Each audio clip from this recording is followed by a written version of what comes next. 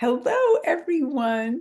We are so lucky today to have my friend, my colleague, my fellow conspirator, Amy Gibson, on today. And there's a fun story about how we connected, and we always have from the very start. There was some kind of deep understanding without words, like at least for my part.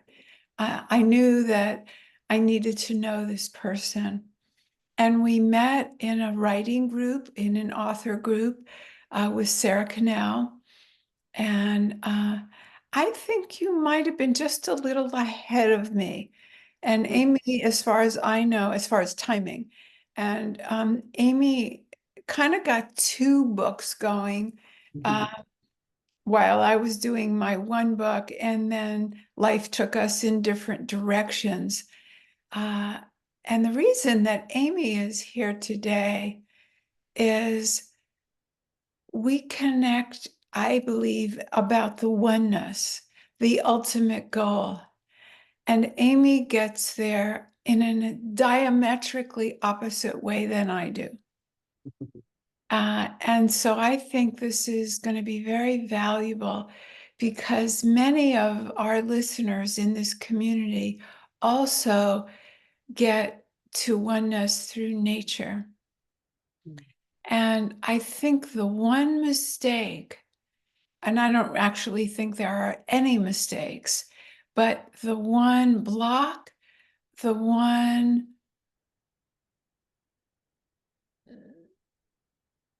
perception that keeps people from knowing they're in the oneness and the complete awakening through nature when they think that nature did it and they're still separate, so that when they go to nature, they can be in the oneness, in the unity, in the absolute, and then they take a separate self away.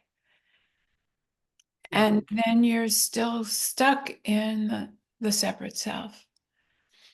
So, what do you say about that, Amy? Tell us, we'll get into your history and how a book saved your life and how a book that you're writing saved your, Mhm. the story in your book, how it saved your life. Um, but let's start with, what Yeah.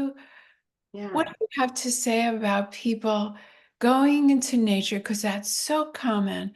They go to the trees, they go to the woods, they go to the beach, they feel wonderful, and they say, it's all in nature, not me. I'm separate. Gosh, I think that we are conditioned at a very young age to believe that we are separate from nature, Mhm. that we're above nature because we're human, Mm, but we are part of, and we are part of this earth. So mm, how are we separate from? And I mm, think we are conditioned to feel and believe that we are separate and above nature, that yeah. we go to nature, but we are nature. Our bodies are made of three quarters water. Our Mm, earth is made of three quarters water. mhm. We are part of nature because we are experiencing this. So we're neither above nor below. We are nature. I love what you said. We are nature. Let's all take that in. Mm, What if that is true? How does that change your life if you're not a doing being separate from anything?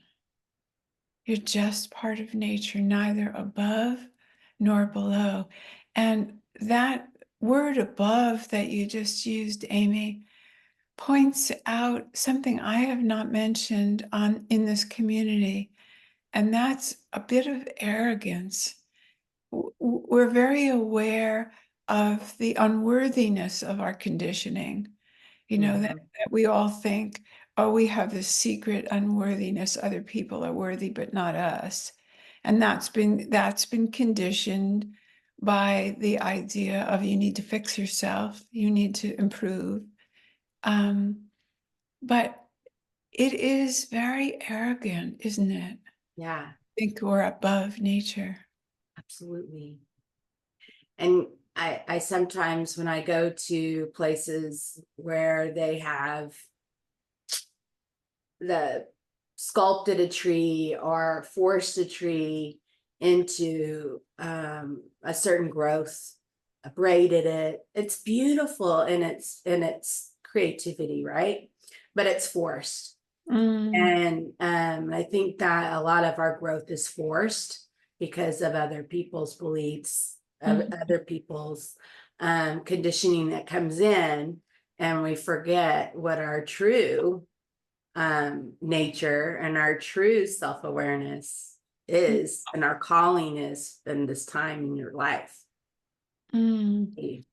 And I have a little trouble with self-awareness because people think of it as coming from the awareness coming from a separate self rather than the awareness coming from nature. So it's, that would be a self with a capital S and Mhm, an A with a capital awareness. But I try to stay away from those words because I see people just glaze over and I've lost them. Um, mhm, so I try to keep with words, but even true self, some people get curious, but they don't really believe there's anything other than the body and separate self. And we've all been there, right?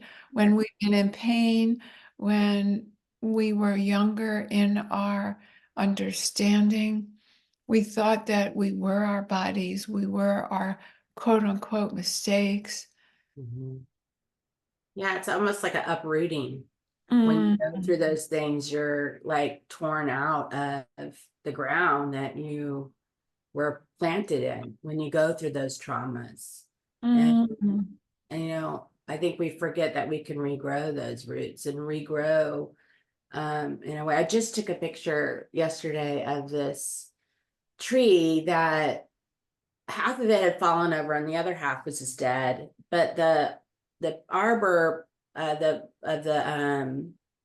the park, they saved that tree and allowed that other half to continue to grow, and they nurtured. They didn't just chop it down and say, oh well, it's dead, half of it's dead. And it's just beautiful to see that other half that went down to the ground and back up, mm, um, growing. And I think that that's what I love about nature, is you can tap into the reminder of that I'm still growing, even though I have this trauma or I had this part of me die. I'm still alive and well. Like I can still grow mm. in this different way if I allow myself to. Yeah, and I love that word uprooted because isn't that the experience of trauma or upset? You feel like you're dying. You feel disconnected from source. You might feel numb or you might feel pain or you might feel anger. Whatever you feel, it feels separate from the good, separate from the life force, separate from the passion, separate from the growth. But we can never be. And even if we die, tell us about trees that actually die, that don't regrow. What Yeah. happens to them? They actually are regenerated into the earth. They're feeding other trees around them. So there's really no such thing as being gone. It becomes something else. Is that what you're saying? Exactly. Just like scientists have never ever proven where the energy goes from our bodies. They don't know. And they can't find consciousness either. No. They've So found everything in the brain except consciousness, and they still think it's in the brain, and we're hypnotized to believe it's in our brains, but there's no proof. yeah. There's actually proof that in between all of our feelings and thoughts that are changeable, there is an I that's continuous, right? I mean, that's what has always felt like us. Yes, But we absolutely. trust this other hypnotic separate self because that's our sensation and that's our thinking that's been trained. Yes. I Yeah. think that's where I'm going to with the trained part. We're trained to be in a certain form when we might want to grow in all directions. And Mm, it's just not acceptable in many societies to grow the way in which you want to grow. mm. Yeah, it's about death. I visited Mexico at Christmas, Mhm. and they celebrate the dead. They celebrate the ancestors. It's not a sad thing. The first thing we're trained to do when we hear someone died is to say, I'm sorry. And Mhm. what is it that you're sorry for? You know, why? I mean, death is a bad thing. Unless somebody is suffering in this society, then we say it's a blessing they died. But other than that, we have our training that death is a bad thing. Yeah. And because of our conditioning to not understand that we change form. Mm. So tell me about I only know a little about this, that when you were young, there was a story that you felt suicidal and a tree changed everything. Could you tell us about that? Yes. Well, I was a tree climbing, critter catching, brave little girl growing up. I mean, I climbed higher than the boys. Mhm. And somewhere along the way, I think it was the conditioning, I stopped climbing trees to become a lady. And it wasn't until I was going through a brutal divorce in Seattle, I felt lost, afraid, and just like I wanted to go back into earth. And I took a walk to Discovery Park, found myself at a cliff and was about to jump. And I was called to climb. And I turned around and I went through the woods, and I found what I call my miracle tree, where I took off my shoes and socks and I climbed into that tree. I was Mm, called to climb. And mm, I found that I wanted to climb in my tree of life on a mm. daily basis, that I wanted to heal, that I wanted to continue living for my children, for myself, for others, to show them that you can continue to climb. Wow. I just want to take a pause there because that's such a moving story. I know Discovery Park, so I pictured you jumping off. I know the woods. I know where you heard or felt the calling. And because you had been a tree climber, it was like returning to your roots. That what was going on in the divorce and your feelings and whatever were temporary, but there was something more permanent that the tree was offering you. And it's so moving. I just feel like we should pause here a minute while our listeners take that in. Has there ever been, to you, dear listeners, a time when you were headed down some kind of destructive road? Maybe for you, it wasn't suicide. Maybe for you, it was something else. I won't name all the things. But in your life, it felt like cutting yourself off. And for some reason, you took another turn. Whether it was in nature, whether it was a person who called you, whether it was a moment someone intervened. There's a podcaster that I'm thinking of now, and he said that he had a plan to kill himself when he was a young boy. He'd been planning it more than that day. It was more than an impulse. And he had a way and a time. And in between then, he went to class. And the teacher said, please stay after class. And he was a very obedient kid. So he thought, how did I get in trouble? Like, I'm feeling screwed up, but I don't think I did anything. Like, why is he calling me? And this man said to him, I'm paraphrasing because I don't have the exact words, but he said, there's something special that I see in you, and I don't think you see it in yourself. But if you give it some time, you'll find out what that is.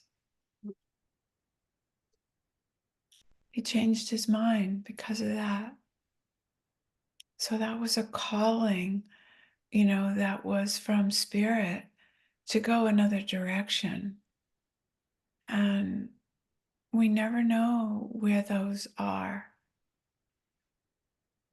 I was thinking this morning that if you believe in nature and you believe in life, life meaning the absolute, Mm-hmm. that there is nothing other than divine timing. Exactly.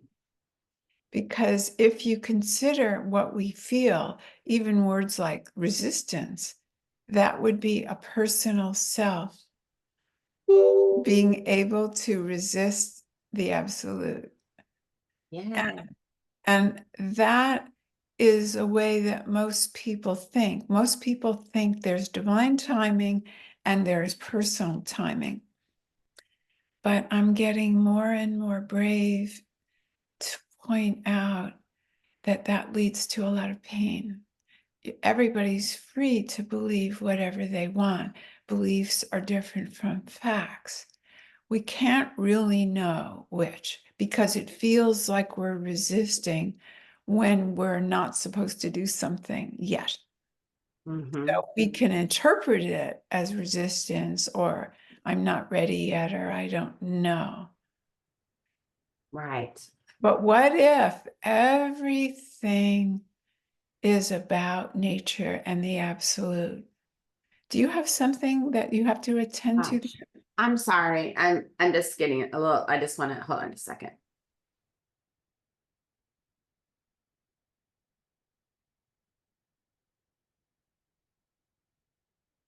So yes, yeah, definitely. Can you ask that question one more time? Yeah, can you see where we are? How long have we been recording so my VA can cut this out? What time are we in our recording? It's 10:09 on my time. 10:09. Do you know what time we started? I don't. Okay, I'll try and find it later. All righty. Sorry. I don't remember what my question was. It was about divine timing. Yes, divine timing. Is there anything other than the divine timing? If we go to the weather, none of us think it's a combination of the personal and the absolute. I mean, Right. who thinks they make the rain or the sun or the storm? Like we are, it is so clear. That's why I always go to the weather to remember truth because there's no bargaining about a personal self. We have our opinion on the weather, Yes. but we don't control the weather. And we Well, have I our guess that's right. opinion on timing, but maybe.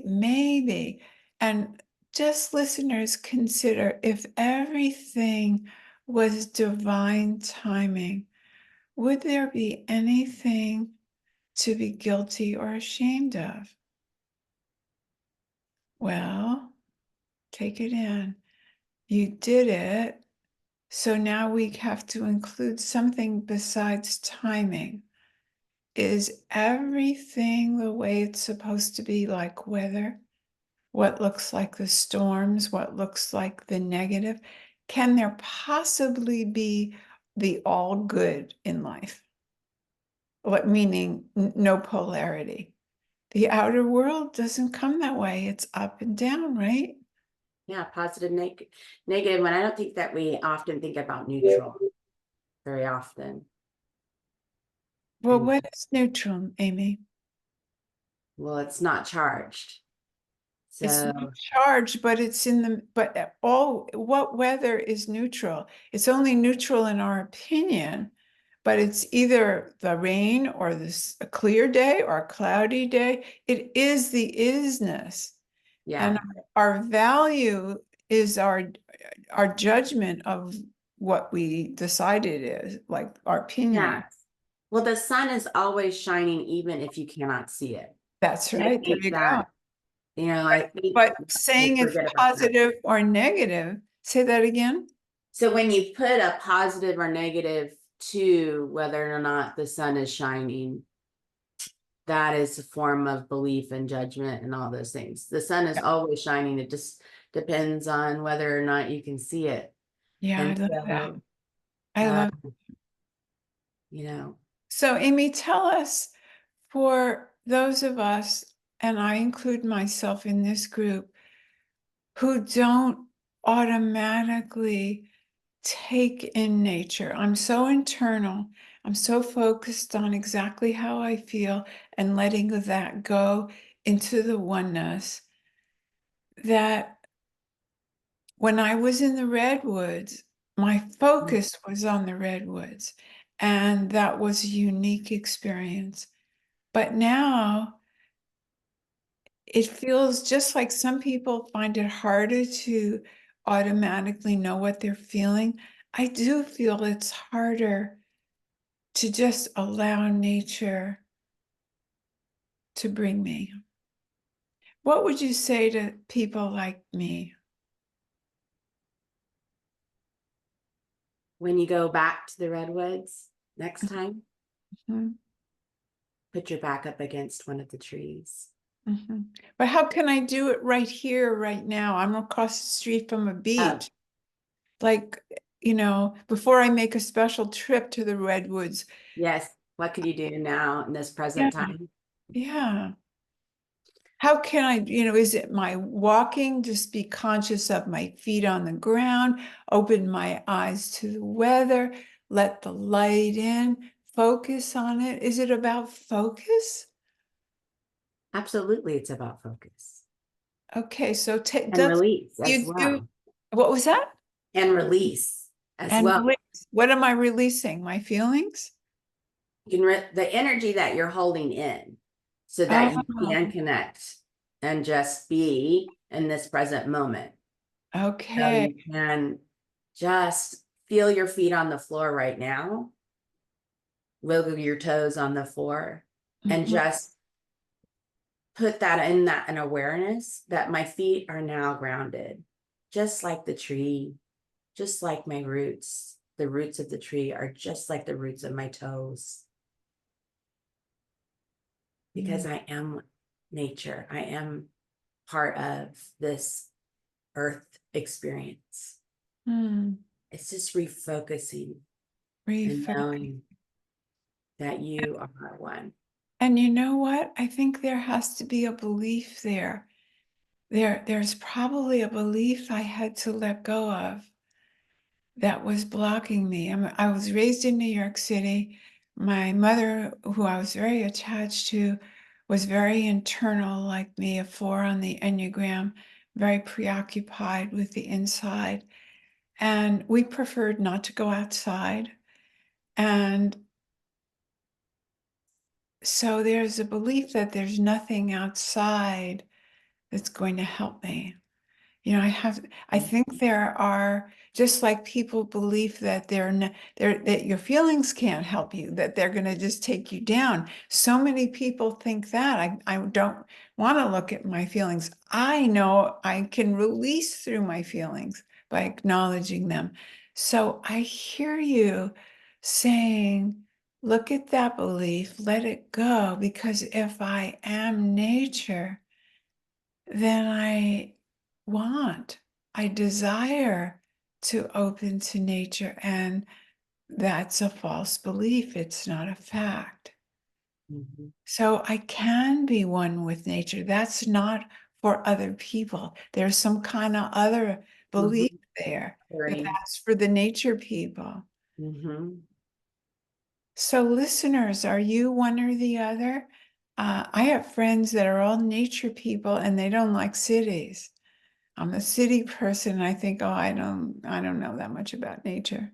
I don't know how to. No, what about we're aliveness everywhere and not cutting off any part with these silly beliefs that are false?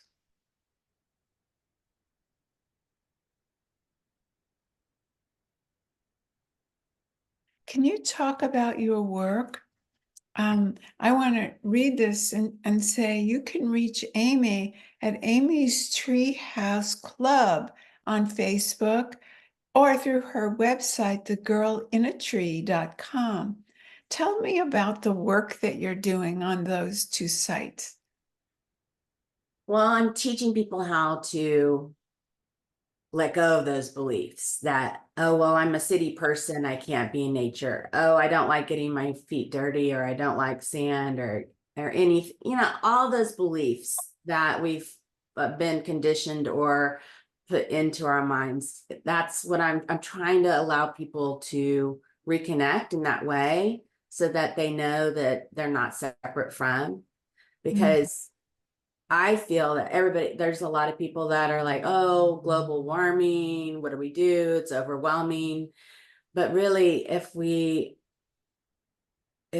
have a relationship with nature on some form, in some way, even if it is a picture in your room of some place that you just love to look at, you have skin in the game. You have a responsibility in just any little way What do that you mean, skin in the game? to make sure that this earth is a thriving, healthy place for us all to live in. And so, what about the people that don't yet know that they have skin in the game, that they feel, oh, it'll be fine for me in my life? Maybe they're older and they don't worry about the next Yeah. generation. That might be a belief system. But Amy, if they knew they were life, if they really knew that, so it's not just the responsibility for those that know it. Isn't it a possibility for all of us, even those city people like me, to not put barriers in the way of our happiness? If there's another avenue that could brighten our day, that could open us up. I think we're trained to think there's only one way. Absolutely, we are. I Yeah. agree. There's a story that connects to everything you teach, and it's in my book, When Wisdom Arrives. It's in the memoir section, and I don't talk about it very much. But after Melissa died unexpectedly, I used to say, um, in an untimely way. I don't say that Mhm. anymore. Of course, it was perfect timing. If there's divine timing, even that was perfect timing. And one day I was hurting so badly and missing her so much that I looked out in the horizon at the beach. And I thought, well, I just could keep walking out there. Mm. and I'll be with her, and this will stop hurting. I just want the hurt to stop as much as I want to be with her. So it felt like for the first time in my life, I had a conscious wish to be gone, like you did. And instead of walking out, I didn't decide not to. There was a pause and I was breathing. I was aware of my breathing, not thinking. I was just aware of a little space. Not sure why there was a space. No more thoughts, no more feelings.